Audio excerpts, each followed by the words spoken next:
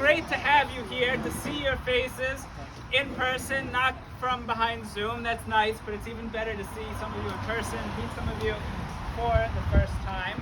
I also want to introduce Mr. Charles Durham, who owns this Ben & Jerry's. And we want to thank Charles for contributing all of the ice cream to this event.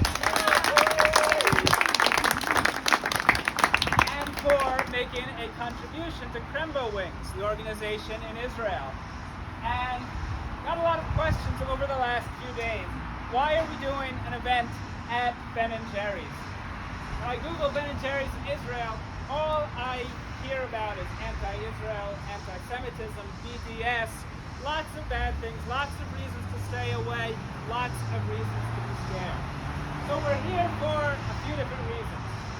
First is to support Krembo Wings, which is a youth organization in Israel, which the Charlotte Jewish Federation has supported for a number of years.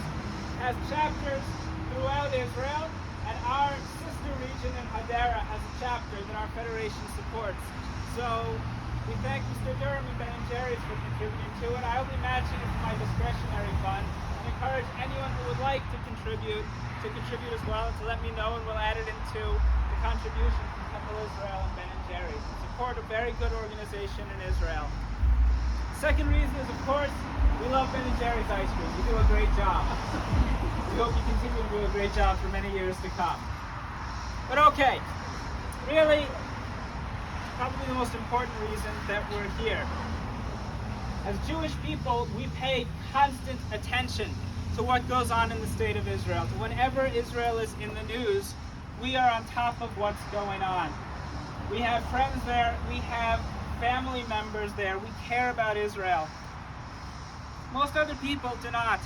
Israel's an item in the news, it's very far away. No, it's a contentious place. No, there's something going on with Israelis and Palestinians. We know there's violence. We know there's extremism. But most people don't really have the intimate knowledge of Israel and Israelis that we are so lucky to have. And it's our job to share what we know, to share our experiences with Israel and with Israelis, to share that it's not this terrible country that it's depicted as. It's not this oppressor that is often depicted as.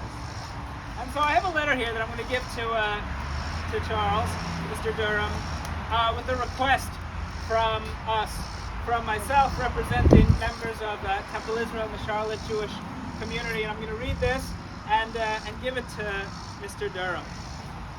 Dear Ben & Jerry's at Foxcroft, thank you for hosting this event today and for your contribution to Krembo Wings, a wonderful organization in Israel. Through the work of our local Jewish Federation, the Charlotte Jewish community has supported this organization, which is the only inclusive youth movement in Israel for children with disabilities and without, that provides weekly social activities for young people with all types of disabilities together with their able-bodied peers. We are here today as your neighbors, as members of Temple Israel on Providence Road and of the Charlotte Jewish community. We drive past your store all the time. We enjoy your ice cream as we celebrate our happy occasions. Occasionally we come here to lift our spirits on harder days as well. July 19th was a harder day for us because on that day, Ben & Jerry's corporate office chose to condemn the state of Israel with a tweet announcing a change in policy regarding the sale of Ben & Jerry's ice cream in Israel. Well, we all know the status of the land in the West Bank governed by Israel remains to be negotiated. It's a complicated issue. Subsequent comments from the board president of Ben & Jerry's revealed that the company actually wanted to boycott all of Israel. As American Jews, we are deeply disturbed by social media campaigns that reduce a complicated conflict that has been part of life in the Middle East for decades to a one-sided condemnation of the Jewish state and by extension of our friends and family who live there. Last week, 18 Ben & Jerry's franchise owners made this point when they wrote to the company with these words: "There's a danger that the pursuit of social justice will descend into the adoption of overly simplistic solutions by people who share a single view of the world, that misconstrue complex problems in which multiple claims of justice are implicated. The imposition of such narrow prescriptions does not advance social justice or the pursuit of values-led business in any ways. The Israeli-Palestinian dispute is one such complex matter. Singling out one set of claims and one narrative as the correct one is fine for propagandists, but it does not advance social justice as we see it. We as American Jews are also firmly opposed to economic boycotts that selectively target Israel for criticism, while continuing to do business with any number of countries guilty of human rights violations.